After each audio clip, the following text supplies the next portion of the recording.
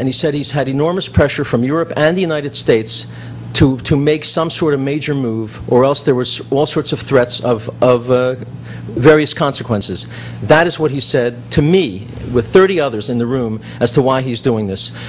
Because to this unilateral withdrawal, to get nothing in return, only sends a message that terrorism pays. This is a historic mistake, giving it over to Mahmoud Abbas, the head of the Palestinian Authority, who has already invited Al-Qaeda to come into Gaza, Hamas to set up headquarters there, and other terror groups from Syria are all announced they're going to set up terror groups there to establish a terror state. Professor Abdulhadi. Yeah, well, I just want to give some corrections in terms of the literature that's available out there, including Israeli literature. I would point out at least 2 books written by Israeli Zionists who were founders of the Israeli state. Samha Flapan, who wrote a book about the myths of the creation of Israel, talking about that the whole question about Arab armies invading Israel in 1948. This was one of the myths. There is 5 other myths, and I would just refer your listeners and your viewers to those books. There is Avi Schleim, there is Benny Morris, who later on had a different change of heart ideologically, but never changed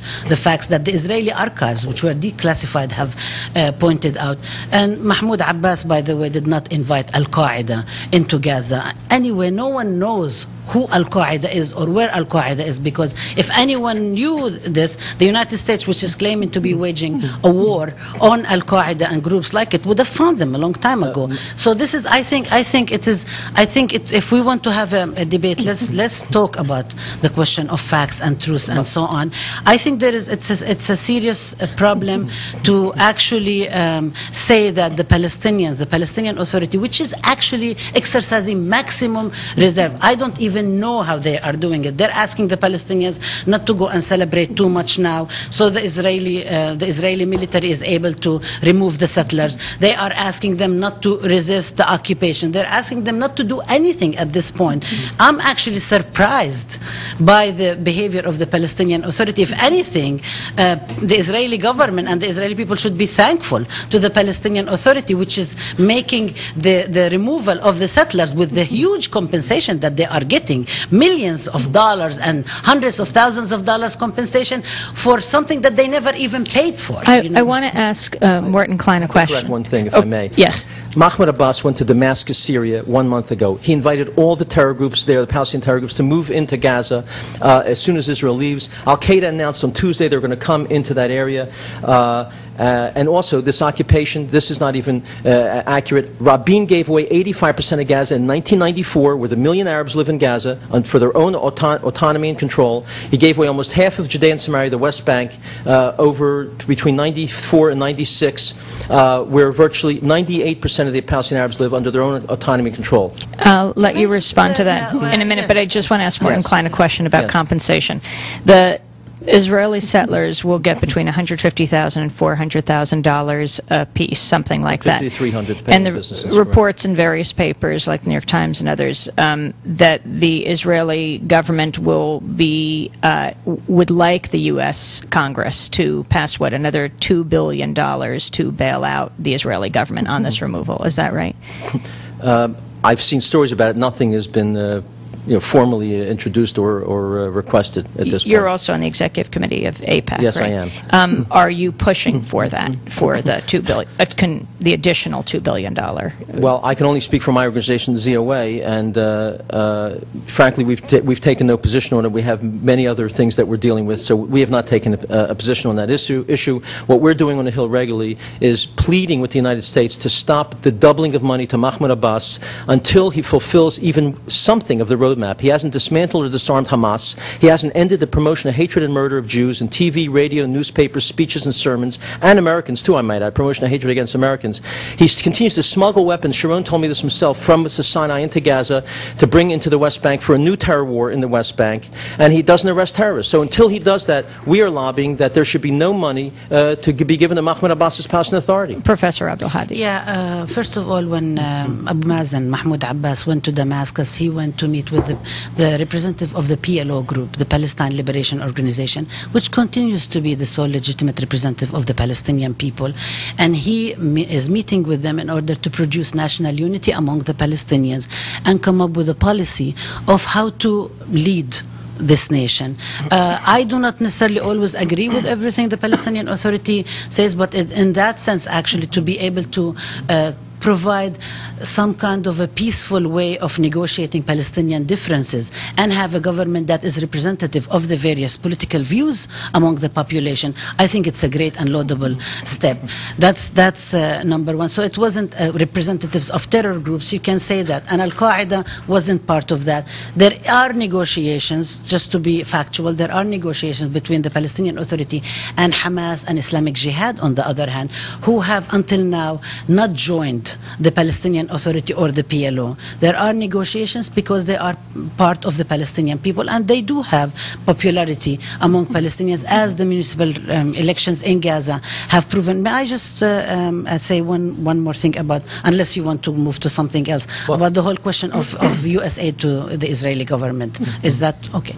I think it's really a problem to say that the United States government is giving huge amounts of money to the Palestinians. Among the money that the United States actually, Congress authorized for the Palestinians, were money, I think about 50 million or so set aside. I'm not good on figures, I'm a qualitative researcher, but they set aside to actually improve the checkpoints, to build more fortification on the checkpoints that prevents Palestinians from going from one village to another, from one city to another, in search of hospitals, jobs, education, and so on.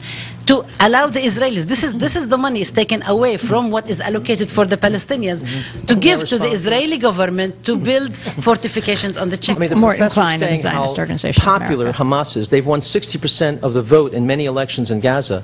It really tells you something about that society. Hamas's charter not only calls for the destruction of Israel, the destruction of all of Israel, not simply to the 67 border. It calls for the murder of every Jew, including me and my family, including every Jew in New York. And it calls every Jew a Nazi. And this is an organization that's popular among the Palestinian Arabs. This is an organization that Abbas asked to come into his government. Can you make peace with a Jewish country when you're inviting in a group that calls for the murder of every Jew and destruction of the country? This is the nonsense of Mahmoud Abbas. But we should remember, Mahmoud Abbas wrote a PhD thesis in Moscow saying the Holocaust never occurred. Wrote a book in 1984, said the Holocaust was a lie by the Jews in order to create a Jewish state.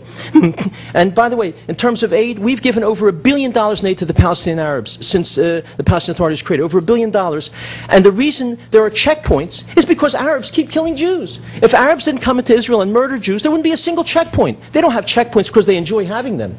Professor Abdelhadi. Yeah, I think it's very unfortunate to have this inflammatory speech, because when you do things of this sort, it makes it impossible to have any kind of discussion, intellectual or otherwise, to reach any kind of peaceful solution.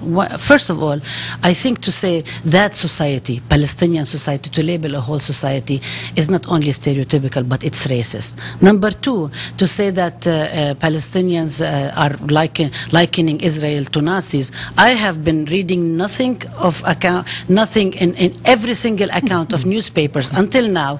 Young Jewish settlers who came from the West Bank to support the settlers in Gaza have been calling the Israeli army Nazis. And I think it's very interesting, because in this sense, nobody is calling these young Jewish settlers anti-Semitic. But when Palestinians and others who are saying what Israel is doing in the occupied territories, in some instances, looks like what Nazi Germany did. Nobody is saying it's exactly the same.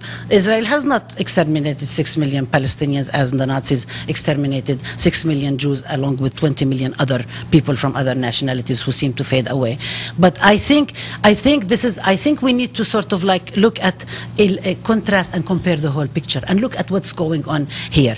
I think it's really the Palestinians are sticking to the roadmap. If you want to talk about the roadmap, removing the settlers is part of the roadmap. A single element of the roadmap. Have they dismantled or disarmed any terrorist group? I would appreciate not being Have they interrupted, stopped the if incitement possible. or arrested terrorists? Please don't say they fulfilled the roadmap. Name one thing they've done to fulfill it. Removing the settlers and actually freezing the settlements on the West Bank, which is the whole question of growth is continuing on the West Bank. Support of that is part of the roadmap. Well, if you want to talk about what's... Professor Abdelhadi, we have to wrap up. I'm sure. sorry we give you the last word because we Okay. gave Morton Klein the first. Morton Klein of Zionist Organization of America.